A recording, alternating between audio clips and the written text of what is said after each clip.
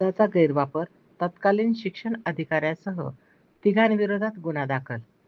अधिकृत पदभार नसताना पदाचा गैरवापर करून बनावट दस्तावेज तयार करून 4 शिक्षकांना नियुक्त्या दिल्याचं धक्कादायक प्रकार समोर आला आहे.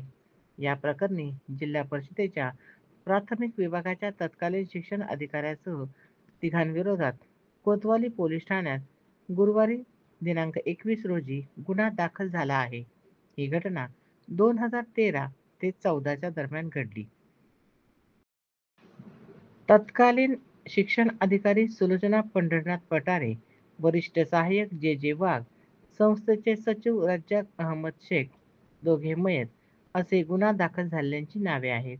याबाबत जिल्हा परिषदेच्या प्राथमिक शिक्षण विभागाचे उपशिक्षण अधिकारी विलास अशोक साठे यांनी फिर्याद दिली आहे.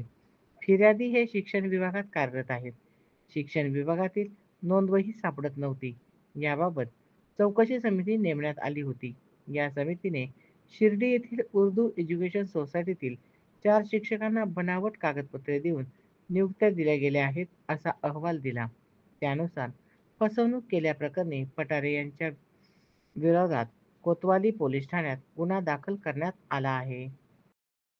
ताज्या घडामोडींसाठी सन वार्ता न्यूज चॅनेलला लाईक करा, सबस्क्राईब करा.